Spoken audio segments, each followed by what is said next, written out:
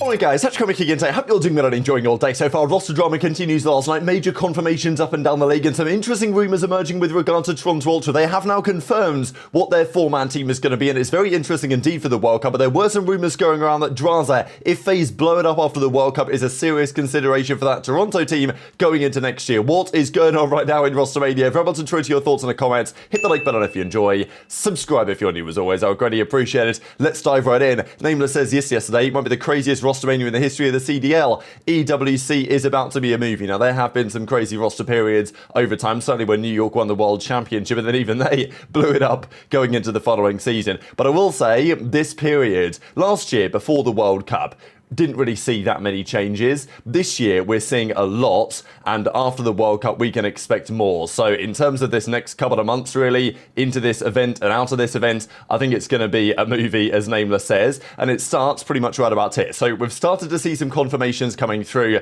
based on the rumours that we've seen. There's still plenty more rumours we're going to get into, though, today as well. But Ravens have confirmed Gwyn is out of there, from getting his shot in the league and performing right away to playing a vital part in our 2025 Champs qualification. I'm not really sure what happened here, that Ravens' contracts ended immediately after Champs was over.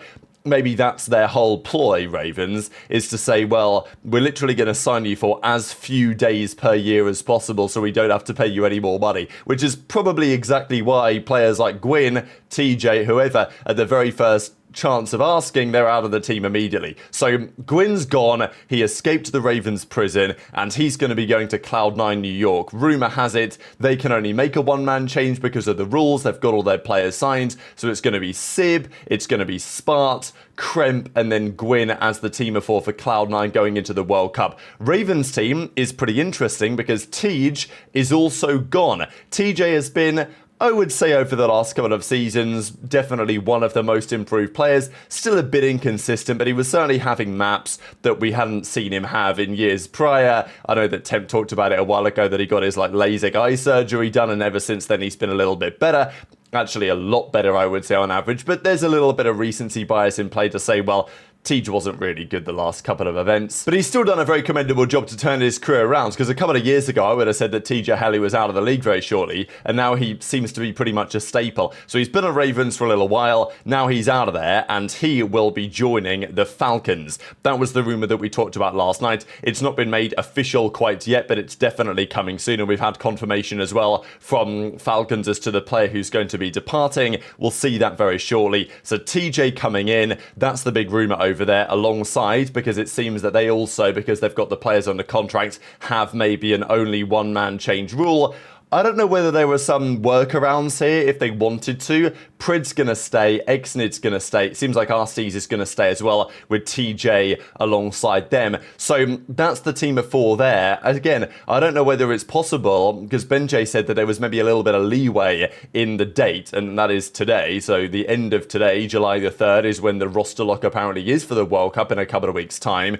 But maybe there is a potential extension to be had there if you want to make it happen. And of course, the Falcons, if they want to make it happen, they can probably make it happen. So we'll see if there's any other changes coming down the line. But again, Cloud9, Falcons, probably looking at a one-man move. Gwyn in for Capsidal over at the Cloud9 side, and then potentially TJ in for Priestahh at the Falcons side. Interesting, of course, what that means, because TJ would therefore be running the flex, I'd imagine, on the team, which is pretty interesting to say, to be fair.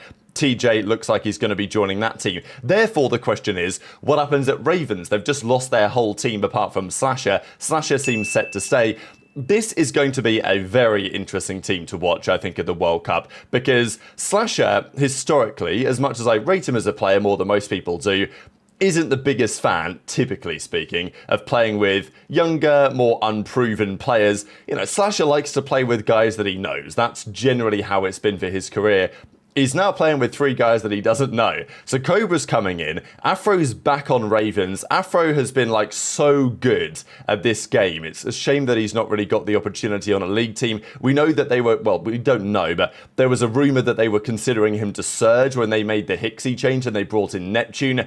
They were thinking about Afro as well at the time. Look, they made the right call, let's be honest. Neptune's been a revelation, but Afro didn't qualify for the World Cup. It looks like he's going to be getting signed here with Cobra, who's been running an SMG this year. And then FDOT has been another pretty, highly rated talent from the UK who would be joining alongside Afro. So that apparently is going to be the Ravens team going into the season. There was, of course, talk about what Beans might do going into the World Cup, probably not into next year. Who knows what's going to happen next? And of course, for the Ravens, this might be the last tournament we ever see the Ravens play in. That's not guaranteed exactly, but it is plausible, given that there's interest in other league teams buying in. Ravens would be one of the organisations that I'm sure would entertain those conversations to sell. So I think this event, it's not necessarily even about keeping your spot on this team. It's purely about keeping your spot in the league. So I think it's going to be very important for this roster. I think it's important for Slasher as well, how he does with these guys, because the reality is the way that Slasher's career has gone over the last couple of years, even though he started this year very strongly,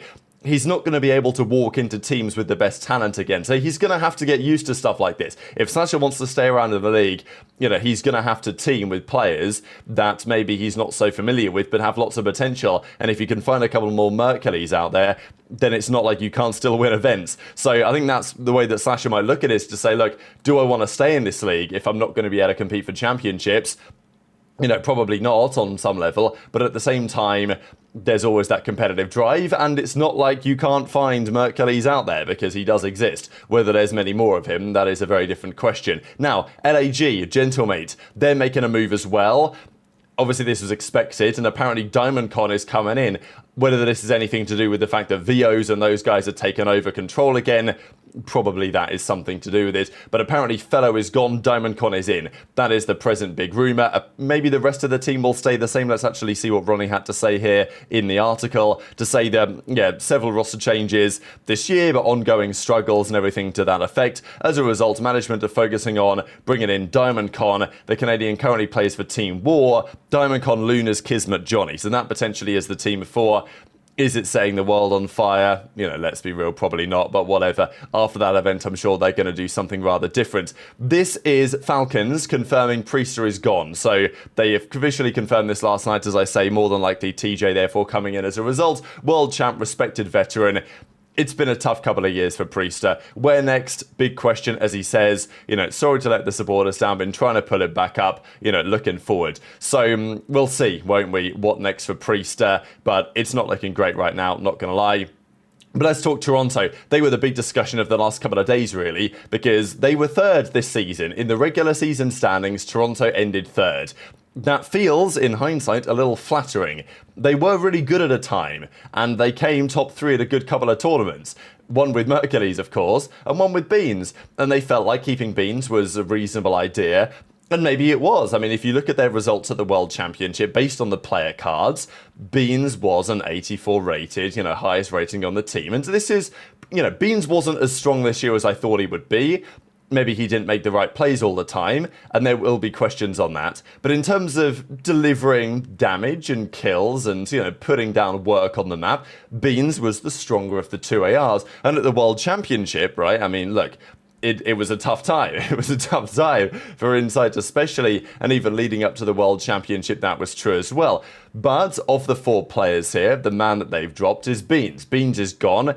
Whether that's a holdover from the drum with regard to Mercules, of course, that's a valid question, but understandably, people are looking at this and saying, hang on a second, lads, are we sure here that we are making the correct decision? Because CleanX and Insight have been a duo for a long time, but maybe one could argue, is Insight the piece that they should be keeping right now? Is it friendship cheese between CleanX and Insight? Should these guys go on forward watch for the near future, depending what happens at the World Cup? There are arguments a number of different ways. CleanX even did a tweet the other day to say, look, we're just going to see how things go going forwards, which effectively implied they were going to make a change, which of course now they have gone on to do. Now, they confirmed who their replacement was going to be last night, but before we get there, I wanted to talk about the situation with Drazah. So, the Ghost of Hope, now he has a good track record leaking stuff with regard to COD, not so much when it comes to, Rostermania stuff. So again, take it with a big pinch of salt, and what he suggested here didn't happen now, but does not mean that it's impossible down the line. So hearing Toronto want to pick up Drazah for either the World Cup or for Black Ops 7. Now, first of all,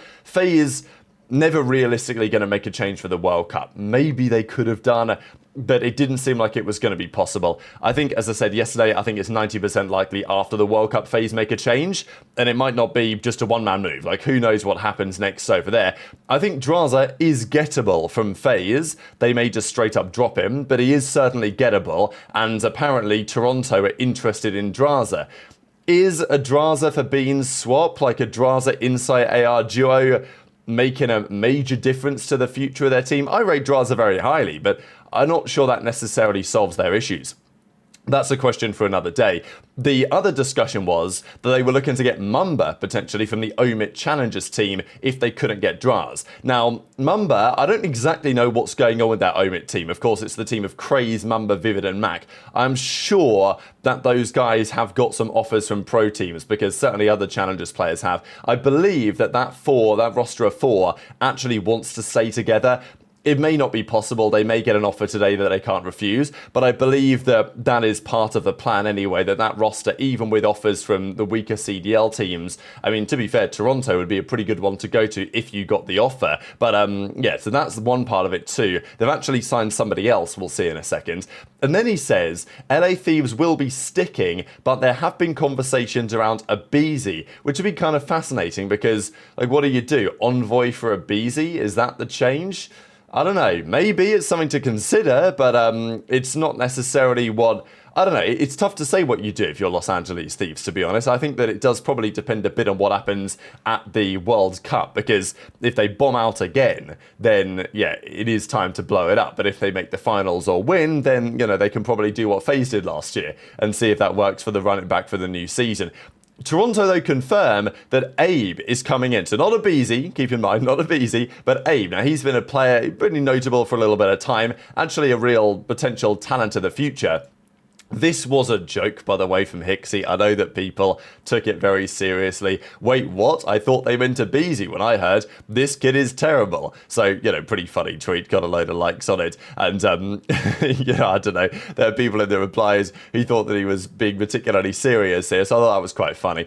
But the interesting situation is what JoeDeceives has to say, because aBe is fundamentally an SMG player, and as Joe says, cannot wait to shock the world with this kid. Everyone give him a warm welcome and show him all the support. So, you know, strong words from JoeDeceives. Shock the world, they're going to turn up to the World Cup, do some serious damage. And then he says, and yes, CleanX is our flex. So let's just analyze this situation real quick. It's been an interesting couple of months for Toronto. Merc comes in, they give him an offer to stay on the bench, which wasn't probably for much money. He rejects it. He's considering the Cloud9 offer. Then OpTic come and swoop him up, and then he wins the World Championship. That definitely affected the internal state of Toronto. They didn't perform quite as well, even though apparently they grinded hard going into champs. It didn't work out. They finished champs top 6. Beans, who was, you know, one of the best performers really, gets dropped off the team. Insight stays. And now CleanX, SMG superstar, borderline superstar anyway, for the last several years. He's won an event every year with the team until this year. Maybe the World Cup can change that. You know, he is now on a flex, apparently. And we've got Insight as the main and CleanX as the flex. So that's your new AR duo. The CleanX Insight AR duo that everyone predicted going into the season, going into the World Cup. And then aBe and JoeDeceives on the SMGs. So very interesting. And honestly, it might work. I think they've got the talent there to potentially make this team a pretty serious threat. But equally, it doesn't strike me as, you know, it's particularly sensible approach, the way that Toronto have taken things, and it just seems like the last couple of months have been a bit of a disaster when you've ended up with no Mercules and CleanX on your flex. So I'm not exactly expecting the team that they've just formed now to be the same team that they run into next season, let's say, unless the World Cup goes very well for them. Mamba was talking as well about how winning means nothing, so there's been some questions on whether, you know, he was hoping for an opportunity maybe to go to a certain team that never arrived, but definitely intrigued to your thoughts and all that stuff in the comment section below. And look, the questions will continue. There is, obviously, this is just a pure speculation tweet here, right, from this guy, but people are throwing around ideas because if FaZe let's say if Drazah is available, if he's gettable from FaZe after the World Cup, what does that mean for potentially Simp, some of the other guys that could be available as well? But very much interested your thoughts on all of this stuff in the comments. Those are your roster updates for the morning. Hit the like button if you enjoyed, subscribe if you're new, take care, and I'll see you next time.